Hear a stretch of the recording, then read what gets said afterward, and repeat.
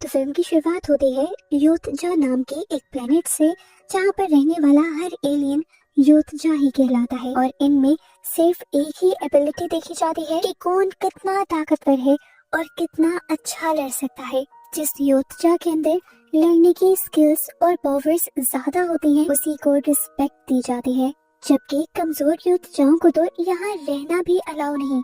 जैसे ही पता चलता है कि कोई योद्धा कमजोर है, उसे फौरन ही मार दिया जाता है। और हम ऐसे ही एक योद्धा डेक से भी मिलते हैं, जो जैसे ही अपने पहाड़ों के बने घर के अंदर आता है, उससे उसका भाई अपनी तलवार से लड़ने लग जाता है, क्योंकि वो डेक से बहुत ज्यादा प्यार करता है और नहीं चाहता कि कोई भी डेक को मार दे।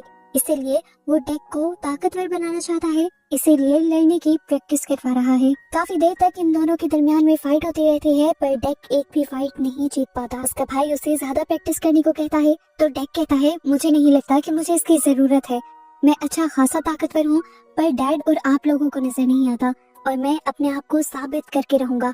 इस पूरे यूनिवर्स में जो सबसे ताकतवर चीज है, मैं जरूर उसका शिकार करके लाऊंगा और अपने डैड का नाम पूरे प्लेनेट पर रोशन करूंगा। उसका भाई बताता है कि पूरे यूनिवर्स में कालिसिक नाम का ही एक मॉन्स्टर सबसे ज्यादा ताकतवर है, उसे मारना और पकड़ना बिल्कुल पॉसिबल नहीं है, क्या तुम उसे ले आओगे? डेक फौरन ही ये चैलेंज एक्सेप्ट कर देता है, जबकि उसका भाई उसे कहता भी है कि ये काम हमारे डैड भी नहीं कर पाए थे। इनकी इन्हीं बातों के दौरान यहाँ पर डेक के डैड भी आ जाते हैं, जिनका गुस्सा डेक को देखते ही सातवें आसमान पर पहुंच जाता है और वो अपने बेटे से कहते हैं कि फौरन इसे मार दो, ये मेरे नाम के साथ सिर्फ एक धब्बा है। डेक उन्हें समझाने की कोशिश करता है, डैड ऐसा नहीं है, एक दिन मैं आपके लिए एक बहुत बड़ा शिकार करके लाऊंगा और आपका नाम रोशन कर दूंगा। डेक के डैड तंजिया नजरों से उसे देखते हैं और कहते हैं तुम। उनका गुस्सा और भी ज्यादा बढ़ जाता है डेक की ऐसी बातों से और वो अपने लेजर वाली रस्सियों से डेक को बांध देते हैं और दोबारा डेक के भाई से कहते हैं कि डेक को मार दो। डेक के भाई के पास भी कोई दूसरा चारा नहीं था। अपनी डैड की बात मानते हुए वो अपनी लेजर वाली तलवार उठाता है, पर डेक को मारने के बजाय वो डेक की रस्सियां तोड़ देता है। डेक भी बिना सेकंड गवाए अपने स्पेसशिप के अंदर चला जाता है और डेक के डैड उसके भाई पर इतना ज्यादा गुस्सा हो जाते हैं कि वो उसका एक हाथ ही काट देते हैं।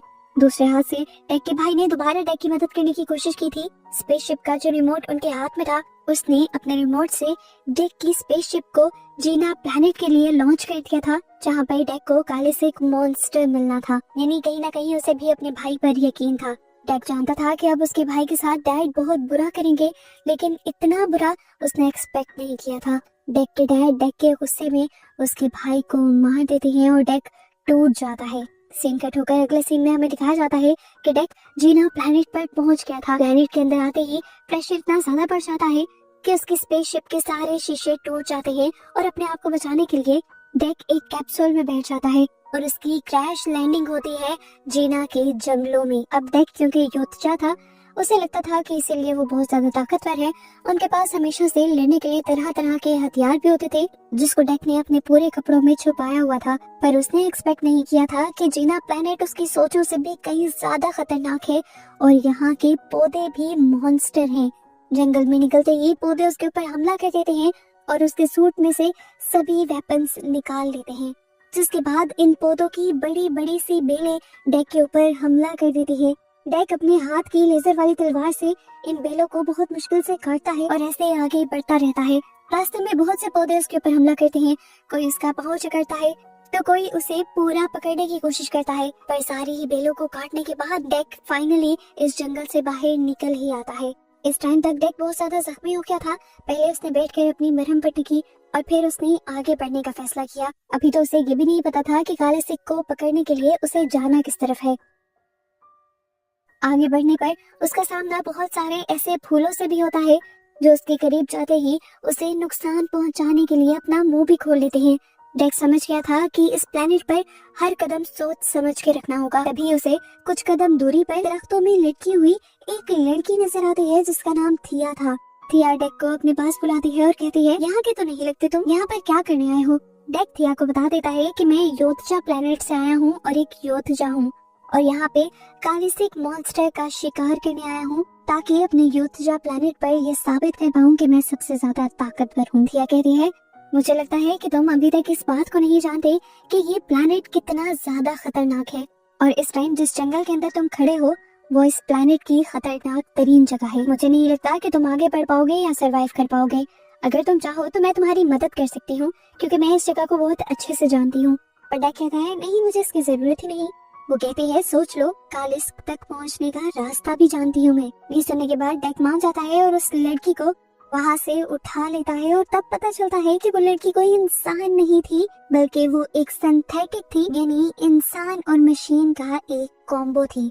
डेक उसे अपने पीछे लटका लेता है और अपना सफर शुरू कर देता है। थिया अभी डेक को अपनी स्टोरी बता ही रही थी कि वो पिछले 2 साल से ही यहाँ पर अटकी हुई है कि तभी अचानक से एक उड़ता हुआ ड्रैगन आकर डेक के ऊपर हमला कर देता है और उसके हमले से डेक बेहोश हो जाता है। थिया अपने हाथों का इस्तेमाल करते हुए उस ड्रैगन को मारकर यहाँ से भगाती है और फिर डेक को होश में लेकर आती है और कहती है अब मानते हो ना कि तुम मेरे बगैर आगे नहीं चल सकते। डेक ने थिया को अब अपने पीछे लटका लिया था। चलते हुए अब इन्हें एक नदी को पार करना था जिसके अंदर खूनखार मछलियाँ थी।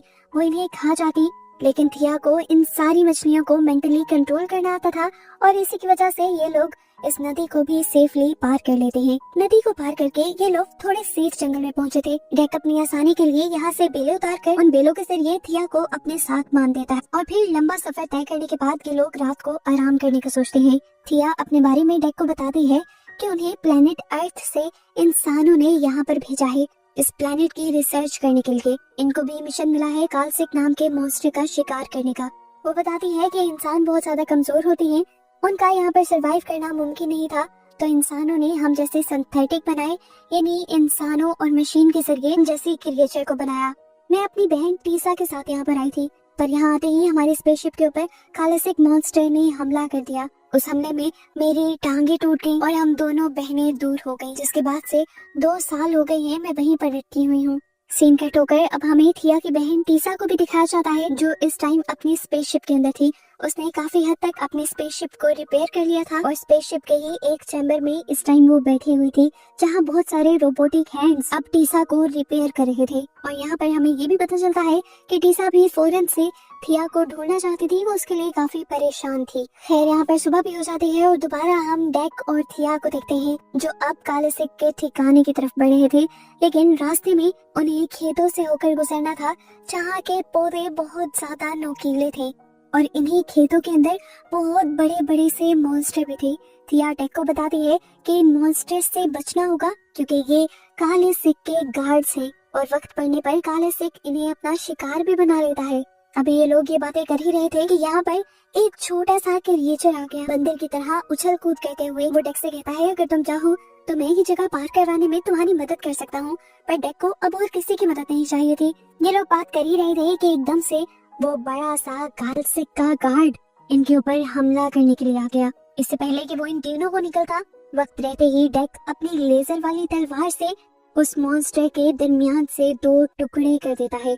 इससे पहले कि ये लोग भागते यहाँ से, एक दूसरा बड़े बड़े टेंटिकल्स वाला मॉन्स्टर इन दोनों को ही अपने टेंटिकल्स में पकड़कर उठा लेता है।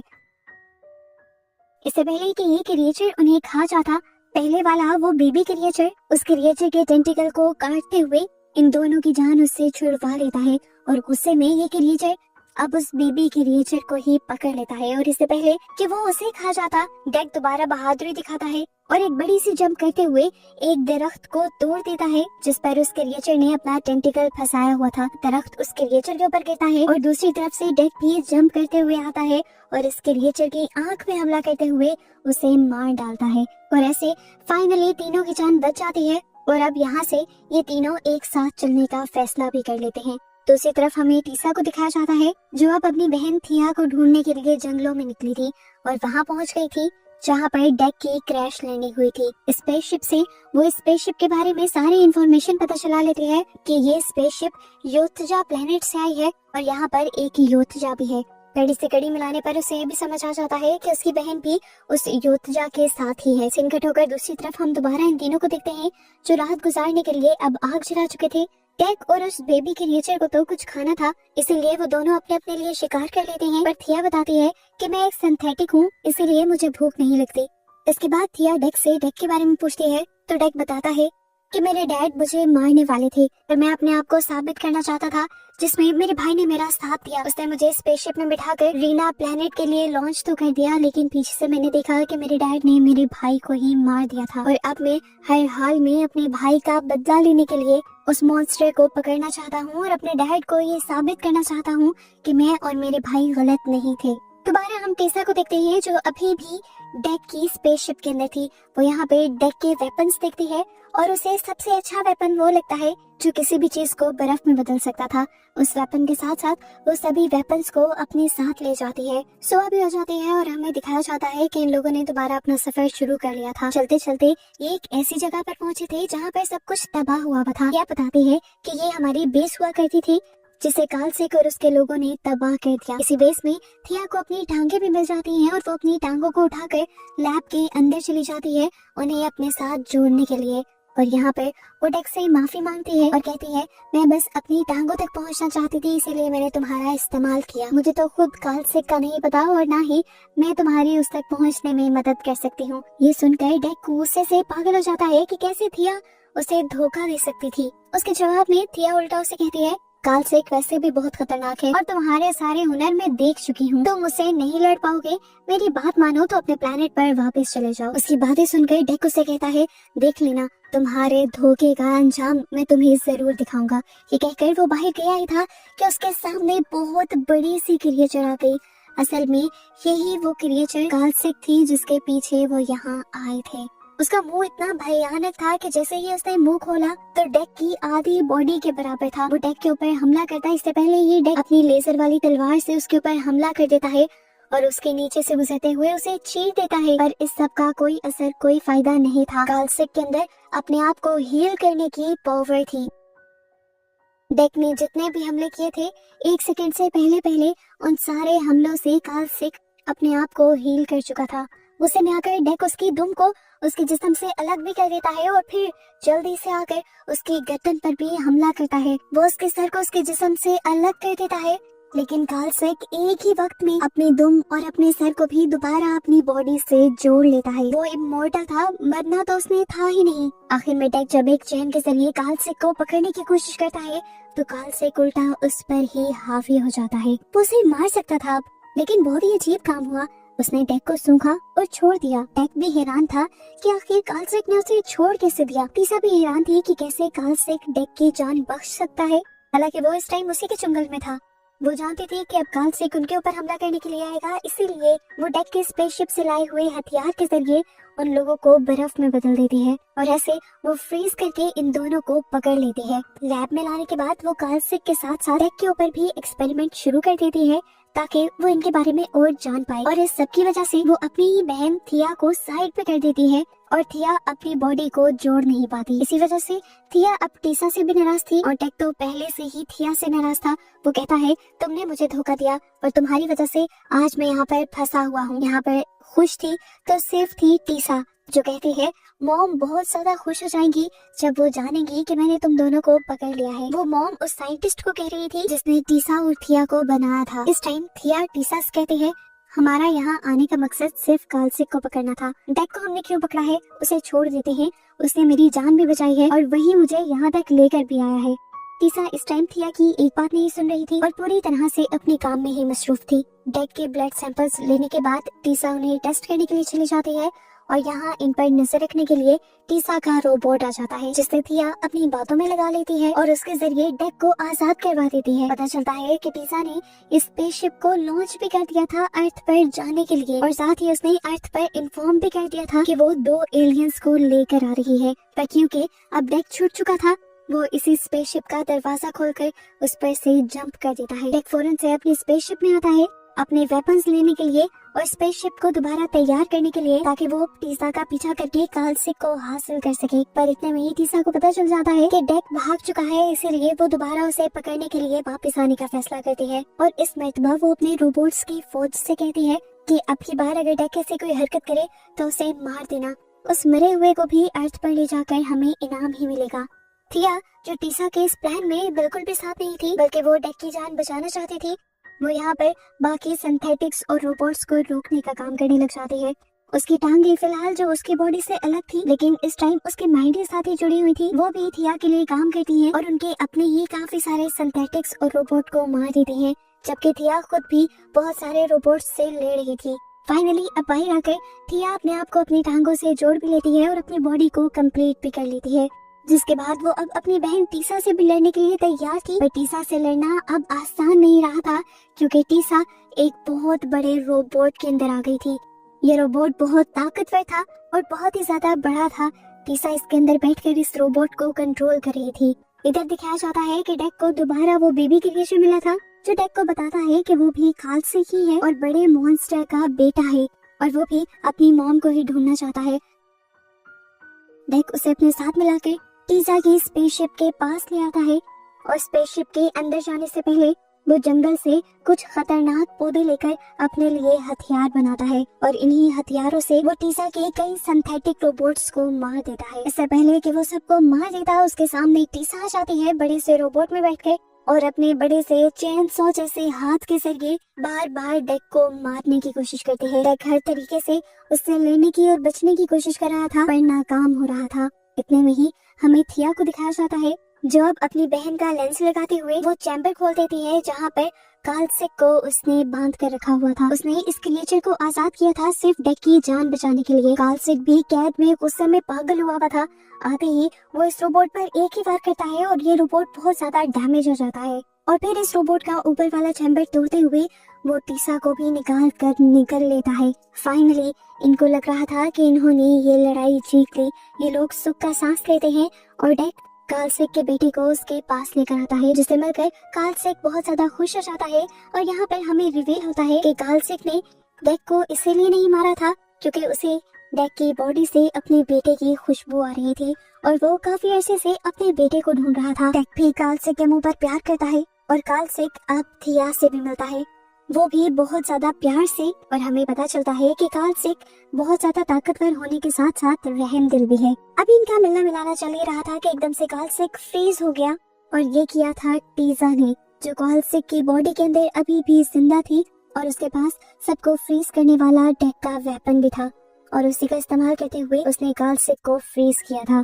जिसके बाद टीसा बर्फ के इस मॉन्स्टर को तोड़ते हुए इसमें से बाहर निकल आती है और आते ही डेक पर हमला करती है, पर तभी पीछे से उसी की बहन थिया उसके ऊपर हमला करते हुए उसे कमजोर कर देती है, और फिर अगला हमला उसके ऊपर डेक करता है और उसकी गर्दन को ही उसके जिस्म से अलग करते हुए फाइनली उसे मार देता है। डेक का अब यहाँ पर कोई काम नहीं रहा था, क्योंकि कालसिक तो मर ही गया था। इसीलिए वो थिया और छोटे मॉन्स्टर को लेकर अपने प्लैनेट योतजा के लिए निकल जाता है, और जैसे ही अपने डैड के सामने जाता है तो उसके डैड आज भी उसे देखकर गुस्सा होते हैं और कहते हैं चले जाओ यहाँ से, आखिर आते ही क्यों हो तुम यहाँ पे।